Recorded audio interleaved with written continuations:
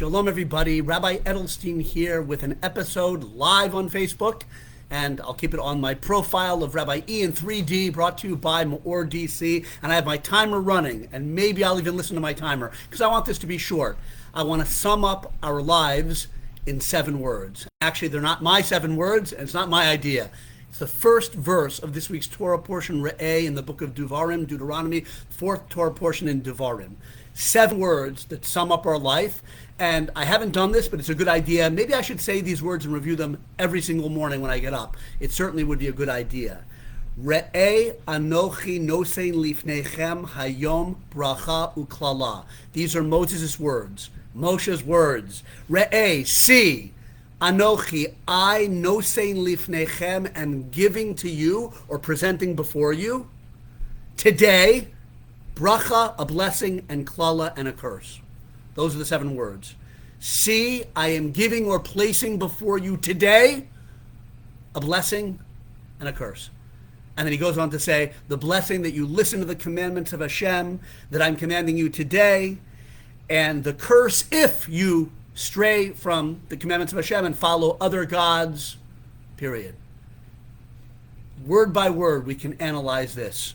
And it's a rich and beautiful pathway to make the most of our days. And I'm speaking to myself very much. Re'eh, Moshe says, see. He's not giving a logical discourse on belief in God. He's saying, see the effect in your life of living a life according to the Torah. Re'eh, Anochi, I am giving to you. Each one of us has a gift every single day.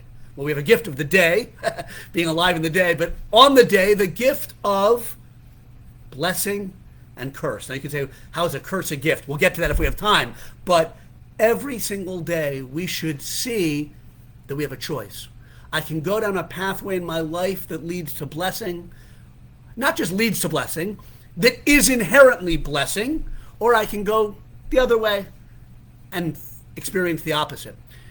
If you've noticed, and I don't have it written out here, but Moshe says the blessing is not if you listen to the commandments. The blessing is that you listen and do the commandments. And the curse is if you don't, meaning there's blessing, bracha, in the very doing of the mitzvot. Now let's define bracha for a second.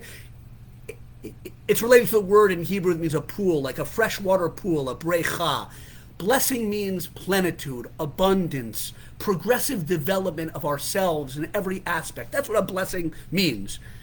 And the opposite, in this context, the word curse is not something like I say a bad thing about you. Well, it is. There are different words in Hebrew for curse. But here, klala comes from the word kal, which the great commentators say it means something insubstantial, not much content, empty. So here's the 7 words to sum up our life in 7 words.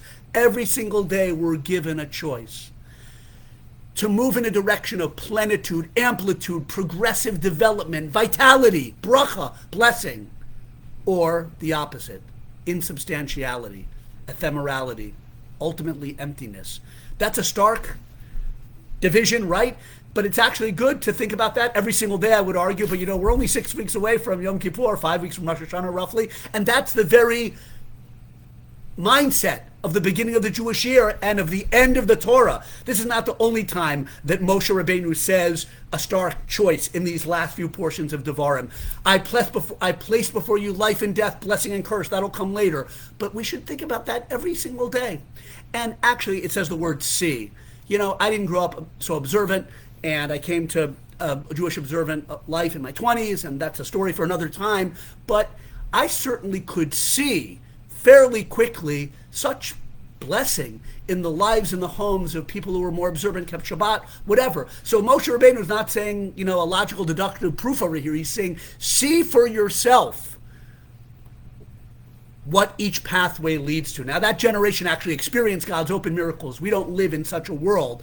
But I think that if we try to do mitzvot, I think in our own pace, there are actually 55 mitzvot in this week's Torah portion, Re'eh. So read them, study them, experiment with them, do them. But you can really see the blessing that living in accordance with the Torah its values, its guidelines, its mitzvot brings to our lives. Blessing, what does that mean? Plenitude, amplitude, vitality, life. And the opposite might be thrilling or tempting, certainly, but it's kal, it's light, it's insubstantial.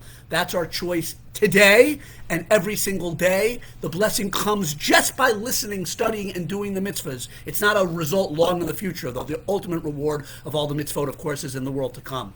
But in any case, that's all. Have a wonderful Shabbos. I actually turned off the timer, but I thank you for listening. And there's also a new Rabbi Ian 3 podcast episode, which talks about negativity, my own struggles with negativity, and how we should really try to choose with our speech and just our whole perspective on life, that path of blessing and not the opposite. Have a wonderful Shabbos, day of blessing, of plenitude, amplitude, vitality, and freedom. Good Shabbos.